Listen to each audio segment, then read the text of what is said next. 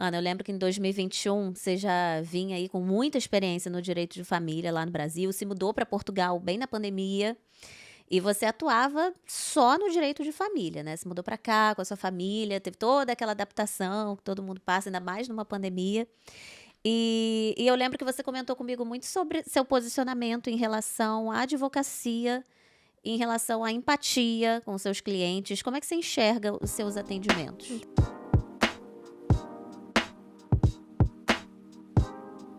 Então, quando eu fazia só família, e isso foi um ponto que me levou a trabalhar com direito de família, porque eu fiquei 5 anos antes de trabalhar com família, eu fazia área empresarial, não tinha nada a ver com família. Mas foi justamente num processo de divórcio meu que eu percebi que aqueles advogados que estavam tratando das questões de família não traziam o acolhimento para quem está passando por um processo terrível, que por mais que você esteja querendo, nunca é fácil. Ainda mais com filhos, que é o que normalmente acontece. Então, a minha experiência foi uma decisão minha, eu tinha filhos pequenos, procurei super profissionais no Rio, mas não me senti acolhida. Então, eu falei, vou fazer diferente. Então, a minha ideia nunca foi ter um grande escritório. E eu acho que quem tem por esse objetivo, tá tudo bem. Na minha opinião, para o que eu queria dar, eu precisava muito de uma advocacia pequena, de proximidade, deles terem meu celular, meu telefone, poderem me ligar. E isso acontece quando você trabalha com direito de família, no Natal, nos feriados, no final de semana. E se eu tivesse muita gente, o que ia acontecer? Eu ia fazer um primeiro atendimento, depois ia passar para alguém e não ia conseguir dar esse acolhimento, que era justamente o que eu queria ser diferente. E foi assim que eu construí a minha história dentro do direito de família. Sempre fui um escritório pequeno nessa área. E quando eu saí do Rio, foi justamente quando eu estava crescendo, que eu tinha chegado, acho que, né, não, agora vai começar tudo de novo em outro país. Aham. Um desafio. E chegando aqui, aí a história mudou. E até, só para puxar o gancho do direito de família, você até escreveu um capítulo no livro Conversas Maduras, que por acaso eu li recentemente só, mas eu li. Eu achei muito legal, que era a história de uma cliente sua, né, mais velha, casada há muitos anos. Eu coleciono muitas histórias dessas que eu já vivenciei. Acho que dá para fazer um Aí, você livro podia fazer uma todinho. coletânea, casos de família. Porque são muitas histórias, mas foi bom poder participar desse projeto. Eu gosto de escrever, então fiz como se fosse uma história, uma crônica sobre um assunto que Uhum. realmente aconteceu. Foi um fato, É, aquela história da... tá romantizado, né? Claro. Mudei os nomes e tal, mas é uma história baseada numa história real. E era exatamente o que eu queria transmitir. E depois que o livro saiu, muita gente já me ligou perguntando, mas eu quero saber como é que terminou. É, e aí, o que que deu? Mas você conta o que que deu. Ela Mas assim, ganhou, a continuidade da ela história, ganhou. né? Assim, as pessoas querem saber, entraram no enredo, Aham. E naquela narrativa e falaram, mas a gente quer saber mais. e por acaso, como é que compra? Dá pra colocar o link no YouTube aqui pra quem tiver interesse de adquirir o livro? Não Conversas sei. Maduras. A gente pergunta pra Kátia. Não sei. Kátia, a gente pega um link com ela, coloca no Como eu vídeo. comprei vários, eu tenho É, ainda. ainda tem. Quem quiser, manda uma Manda uma mensagem pra mensagem. mim. Mas é muito legal. E aí você chega em Portugal e vivencia, né, também uma mudança muito grande de vida, né. E aí, como é que você manteve esse posicionamento quando você migrou, assim, do direito de família para a imigração? Eu sei que você continua fazendo alguns processos de família, enfim, mas você teve aí uma transição, né, como é que Sim. foi? Quando eu cheguei aqui, a primeira oportunidade foi dentro da imigração e nacionalidade. E eu acabei, aos poucos, crescendo através das redes sociais. Aquela época da pandemia também favoreceu bastante. Ainda era uma coisa nova aqui em Portugal, especialmente, que a gente não está no mesmo ritmo do Brasil. Eh, e foquei nessa área. E aos pouquinhos fui me desvencilhando do direito de família. No início, porque era onde eu tinha trabalho. E a gente, como imigrante, tem que abraçar o que vem. Eu falo isso É. sempre. Mas depois eu comecei a gostar mesmo, assim, fazer por gostar. Claro que dentro da imigração, tirando a parte de planejamento migratório, que ainda é quando você faz o acolhimento de uma família que te procura para fazer um projeto de mudança antes de vir para cá, né? Então, ainda nos seus países. Hoje eu falo com mais de 20 países, com pessoas, famílias que têm o sonho de mudar. E você tem que entender aquela família, ver se é possível, se é viável, porque nem sempre é. Às vezes o teu papel também é orientar, olha, não é o momento, repensa, faz com mais calma. Ou indicando qual seria o caminho melhor em termos de visto para as pessoas virem legalizadas. Então, tirando essa parte, as outras eu não necessito desse atendimento tão próximo porque eu não estou envolvendo em sentimentos.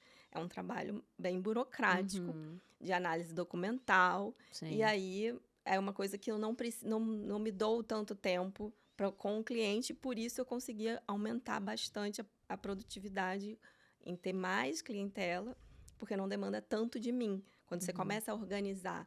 E eu acho que esse é o grande desafio do advogado. A gente não é preparado na universidade a ser empresário. Aprender sobre marketing, aprender sobre a parte financeira, sobre gestão de pessoas, fluxos de trabalho, de você fazer protocolos de atendimento e treinar a sua equipe para isso.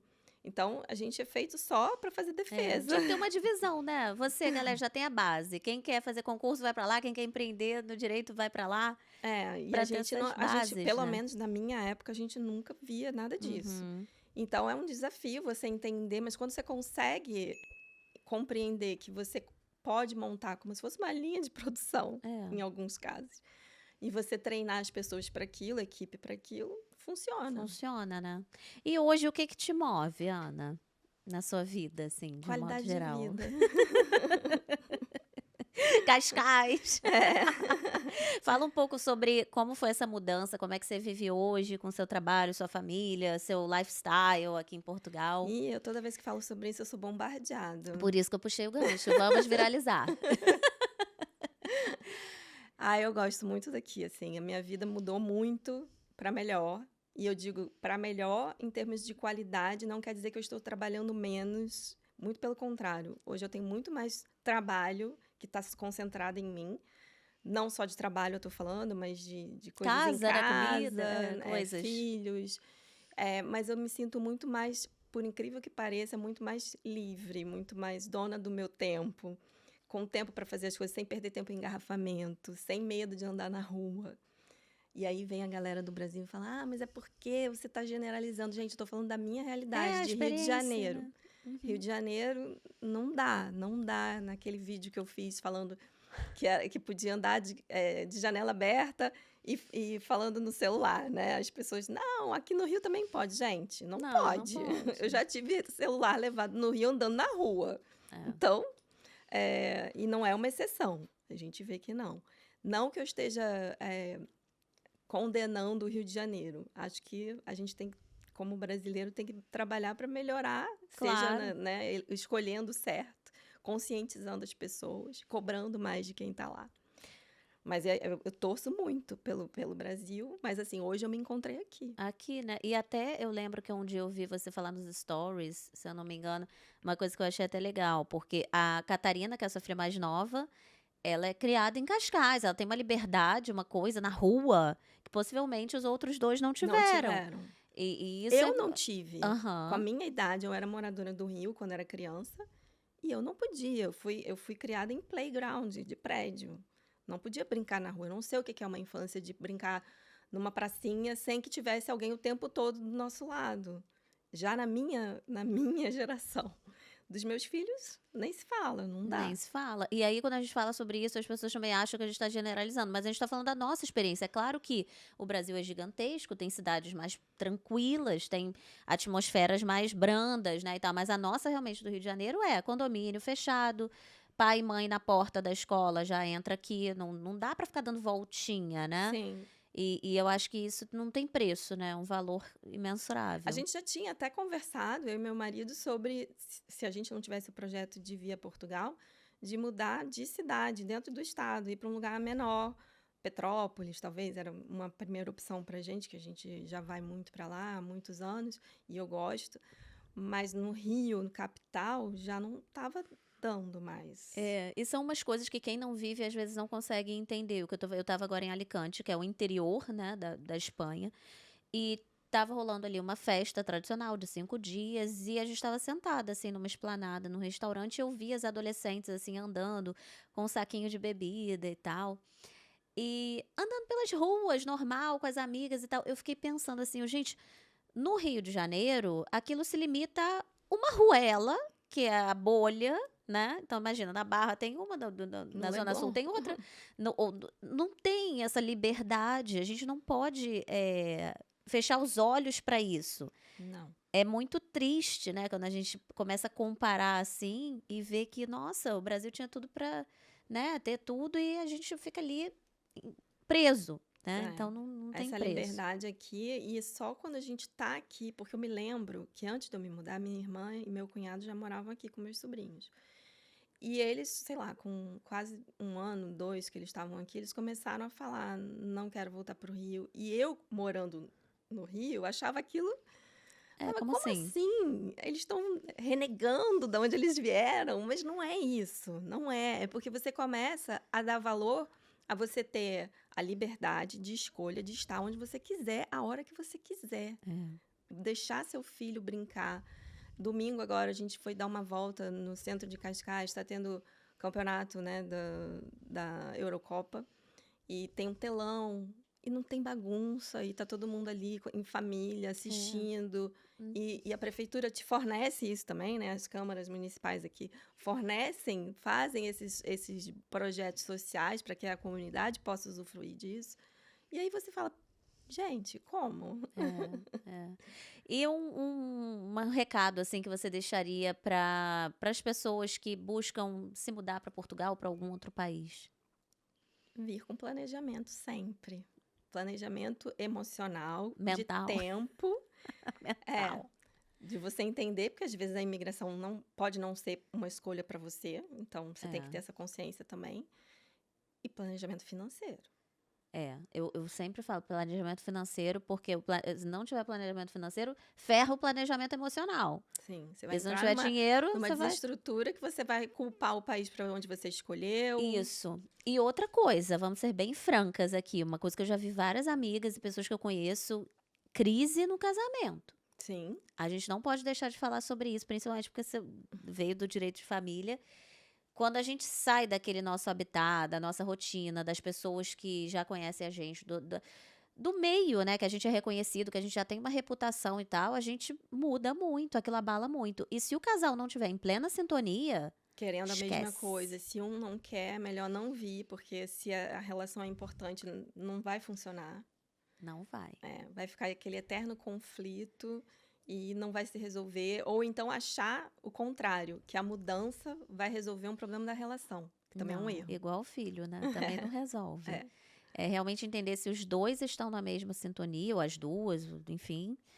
E realmente entender que é um processo, não é um processo fácil, mas que muitas vezes pode fortalecer muito a relação também, Sim, né? sim. Eu acho que a gente se torna muito mais amigos também, né? São processos ali que...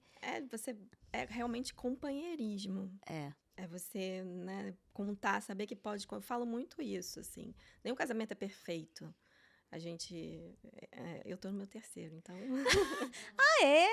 Gente! Eu Então, acho que assim, no segundo. nenhum casamento é perfeito. Mas você conseguir unir uma relação afetiva com uma pessoa que seja companheira, e quando eu digo companheira, é aquela que chega junto nos problemas, na parte boa, em tudo, principalmente para quem está fora do seu país. Ou seja, se você não tem um relacionamento saudável no Brasil, não pense que Ir pra lugar o nenhum. lugar vai mudar, vai piorar provavelmente, né? Então fique com essa dica. De 20 anos de quem trabalha com direito de família. É verdade.